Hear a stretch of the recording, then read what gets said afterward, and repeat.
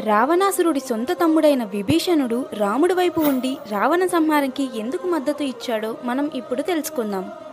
ధర్మాత్ముడైన విభీషణుడు బ్రహ్మను ప్రసన్నం చేసుకోవడానికి 10,000 సంవత్సరాలు తపస్సు చేశాడు.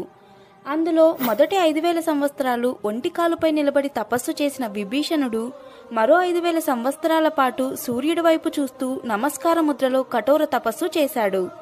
విభీషణుడు తపస్సుకు ప్రసన్నమైన బ్రహ్మ ప్రత్యక్షమై విభీషణుని ఏ వరం కావాలో కోరుకోమన్నాడు.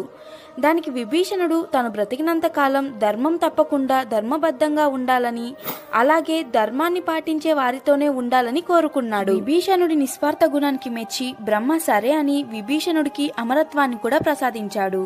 విభీషణుడి తపస్సును మెచ్చి దేవతలంతా విభీషణుడిపై పూల వర్షం కురిపించారు.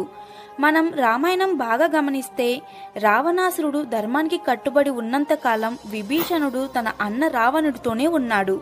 ఎప్పుడైతే తన మాట వినకుండా రావణుడు సీతను అపహరించి అధర్మం వైపు వెళ్ళాడో ఆ వెంటనే విభీషణుడు రావణుణ్ణి విడిచిపెట్టి ధర్మాత్ముడైన రాముడి వద్దకు వెళ్లి రావణ సంహారంలో మద్దతుగా నిలిచాడు. ఇలాంటి మరిన్ని స్టోరీస్ కోసం ఈ ఛానల్ని సబ్స్క్రైబ్ చేసుకోండి.